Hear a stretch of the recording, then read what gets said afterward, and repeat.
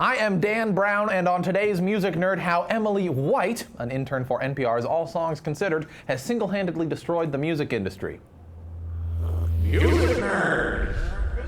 Or at least that's what you might be led to believe if you have been paying attention to all the flack she's been getting recently. But Emily, I just want you to know that as a fellow millennial music industry commentator with a color for a last name, I've got your back. For those of you watching who have absolutely no idea what I'm talking about, there is a link below to a blog post by Emily where she admits that despite having a music library of over 11,000 songs, she's only ever paid for about 15 albums worth of it. For shame. But not really. The post has ignited a flurry of heated responses from all corners of the music industry and has added fuel to the already raging fire of a conversation that is our current struggle to understand how the internet is changing media. Many of the initial angry responses to Emily's post approach this conversation as though it's some sort of referendum on her character, or even the character of the entire millennial generation.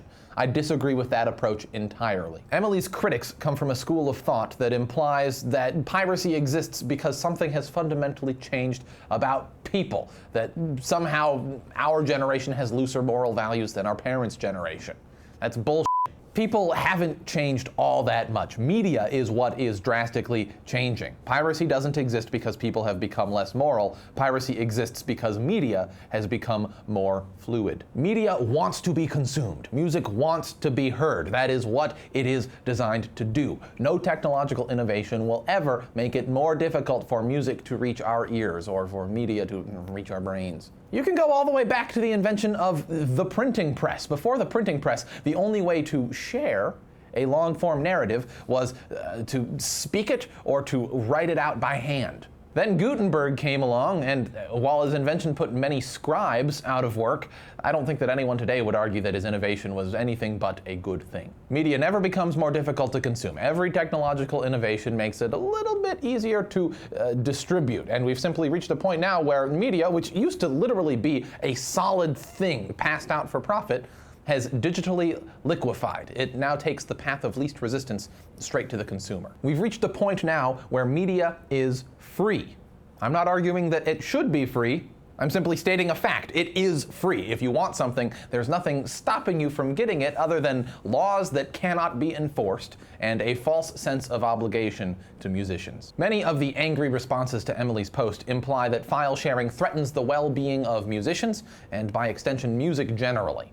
I don't buy that for a minute. Music thrived before we even had the technology to record it. And so music will continue to thrive even in a future where artists aren't necessarily making the lion's share of their income from selling their actual recordings. All of this comes down to a false sense of entitlement.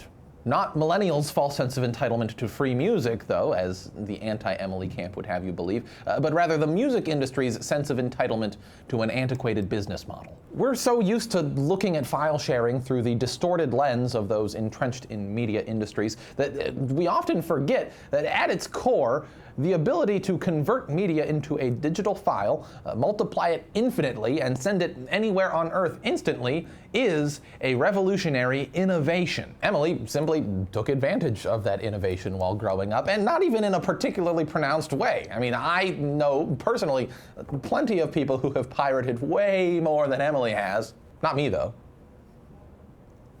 In fact, I think that much of the guffawing about her blog post stems from the fact that her piracy happened so sweetly, innocently, and naturally. I mean, her high school prom date wanted to bond with her over the music that he liked. That's sweet. That's adorable. That's not the image the SOPA supporting powers that be of the music industry want you to have of a pirate. They want you to think of a drug-addled hacker in a dark corner.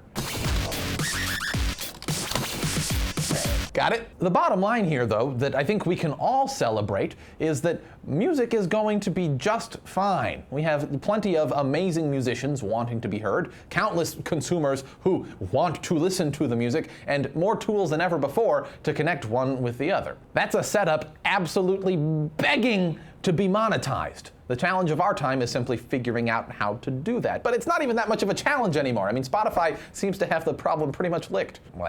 Consumers, rightfully, no longer see any reason to pay to own media. Like I said earlier, Media is now free. But what we're more than willing to pay for is the slickest way to access and navigate the media universe. I mean, that is until technology advances to the point where our mobile devices have a fast enough internet connection and a large enough hard drive to instantly download and permanently store every piece of media ever created.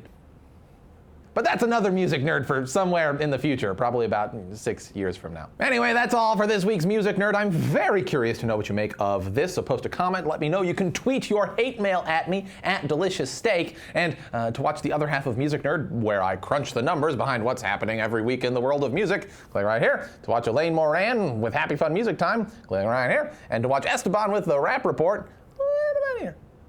And subscribe to Fuse.